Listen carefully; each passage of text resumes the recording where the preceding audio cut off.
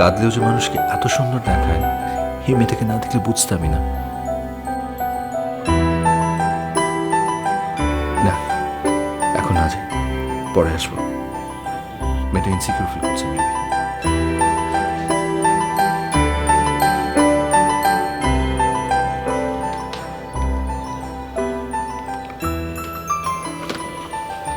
আমি সে কখন থেকে একা একা বসে আছি, তুই এখন আসলি? তুই এখনো কেঁদে যাচ্ছিস? কাঁদবো না তো কি করব? আব্বা যদি জানতে পারে যে আমাকে হোস্টেল থেকে বের করে দিছে তাহলে কি হবে তুই বুঝতেছিস? মিথ্যে বলবি? আমি আব্বাকে মিথ্যা কথা বলবো? পারবো না। তাহলে আর কি করবি? বসে বসে কান্না কর। আমি এখন কোথায় যাব, কি করব বুঝতে পারছি না। আচ্ছা, আমি তো তোকে বলেছি যে অবাক ভাই আসুক, অবাক ভাই আসলে একটা সমাধান হবে, তোকে একটা বাসা ম্যানেজ করে দিবে। এখন চুপ কর না।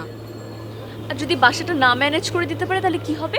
আমি রাস্তার মধ্যে দাঁড়ায় দাঁড়ায় কি করব? কি করবে? মশার কামড় খাবো? একদম একদম কথা বলবি না, চুপ থাক। আমি অবাক ভাইকে ফোন দিচ্ছি, দেখি কোথায় আছে।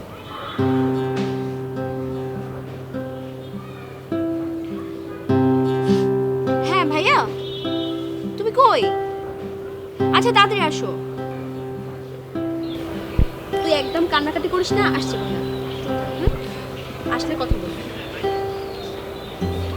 কিরে কি জানি বলতো? ভাইয়া, ও আমার ফ্রেন্ড। আচ্ছা, হাই। ভাইয়া, ও আর আমি একই হোস্টেলে থাকি। ওই কালকে কালচারাল প্রোগ্রাম ছিল একটা, ওটা শেষ করে আসার পথে ওর লেট হয়ে যায়, তাই আজকে ওকে হোস্টেল সুপার বের করে দিয়েছে। তো আমাকে ডেকেছিস কেন? মানে আমি কি করব?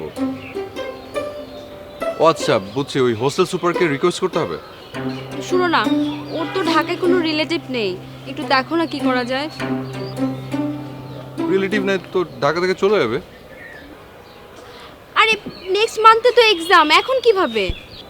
ও আচ্ছা আচ্ছা, তো আমি কি করতে পারি?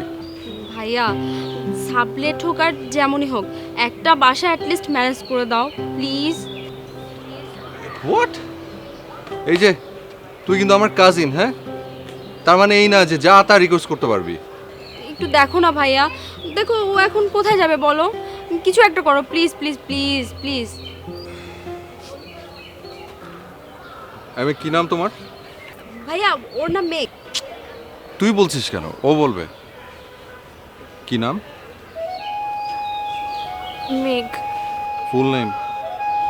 তাবাসসুম মালিক মেঘ। তুই সবসময় কান্না কান্না করে কথা বলো। ভাইয়া বাদ দাও না, ও সবসময় এইভাবে কথা বলে। আচ্ছা হ্যাঁ, সেটা ঠিক আছে, বুঝছি। ওকে, দেখি একটা একটা মানুষ বিপদগ্রস্ত দুস্থ, তো তাকে কি করে সাহায্য করা যায় দেখি। একটু সময় তো দিবি নাকি? দেখি দেখি